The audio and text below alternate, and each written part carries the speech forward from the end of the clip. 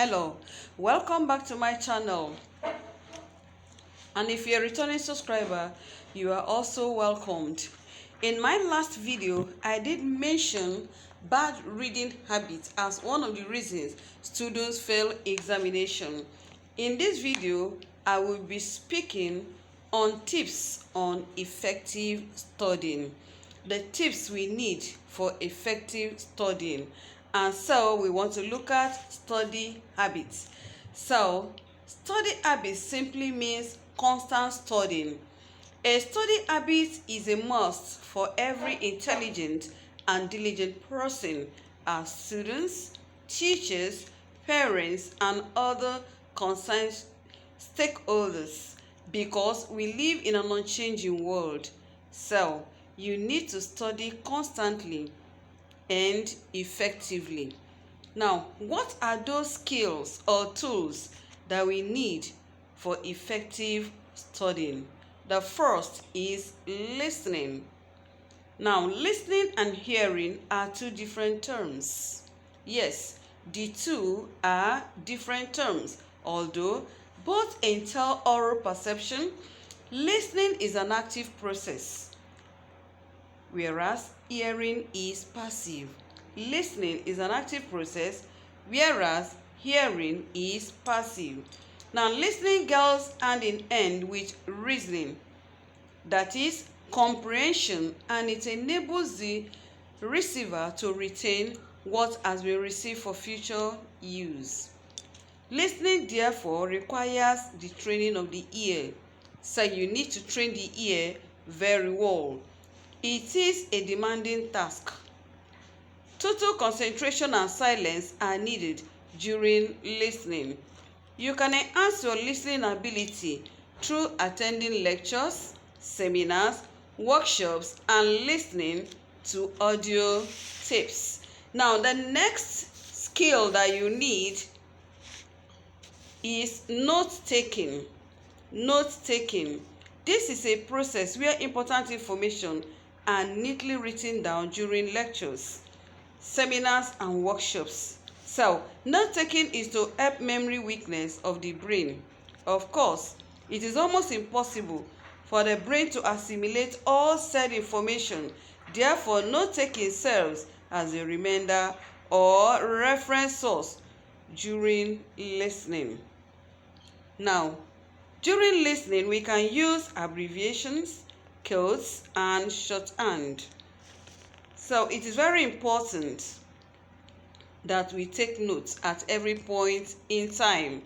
And the next one there is note making. Note making. What is note making?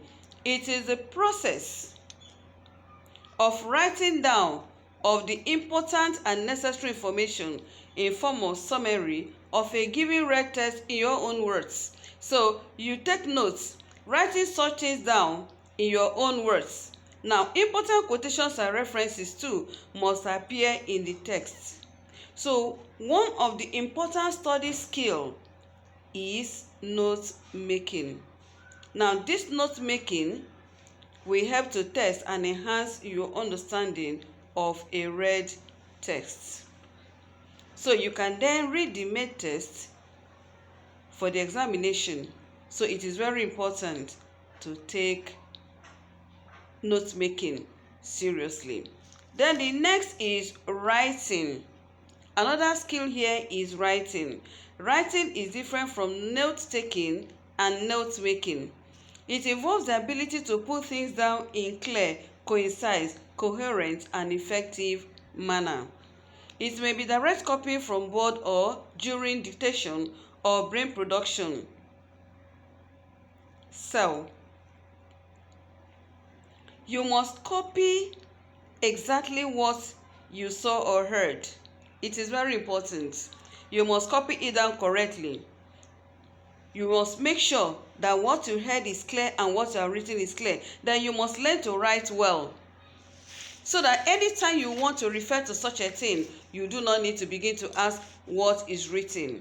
Then the next one there is reading skill. Another skill there is reading. This is a process of searching for information by going through documented materials. Reading occupies a central place in studying. So this is because most of the information we need are stored in books.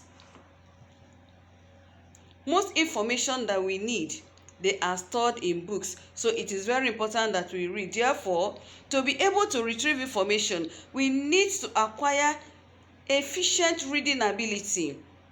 Reading is an important study skill and component of learning. So if you read efficiently, you will learn. So without reading, you cannot learn many things. So it's very important. Without reading, there is nothing we can learn.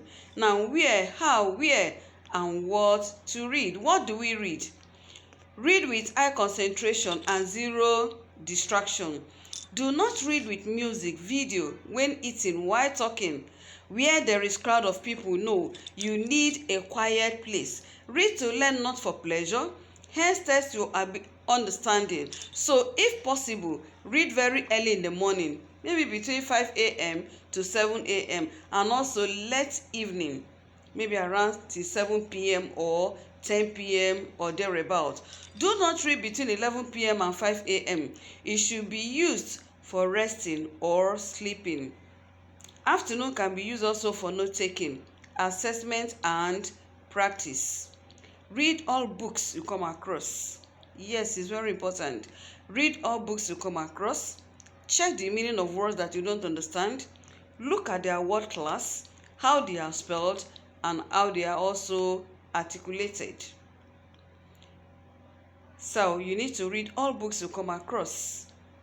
And then, although scale or preference and then choice concept also can be adopted. Now, the next one there is assessment.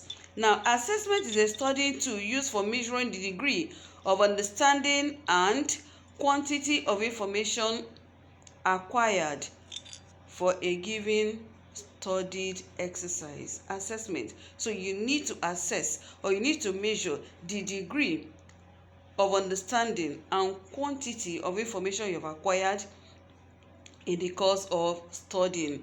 It might be achieved by practicing past questions, then making notes, recalling of information, and others. Everybody is expected to humbly and sincerely conduct self-assessment after undergoing any form of study.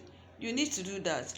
If you have a tree at the back of your house, you can just stand there and begin to explain to the tree what you have learned, or you face the wall and you begin to assess yourself, ask yourself questions, and you supply the answers to that. Or you could write them down and then you begin to cross-check. Now, what to do while studying? Study time should be a committed time. It should be an active time. It should be a serious time. It should be a busy time. And it should be a time for study only. Do not write when you are studying. Make sure that after all your studying, then you jot down those important points that you have studied. And it can also be done during studying, but it is very important that you study first, then before you begin to do your jottings. And I believe and I hope that you will use this information to improve your study habits. I would like you to put them into practice. And do not fail to subscribe to my channel and follow me in my next video. Thank you very much.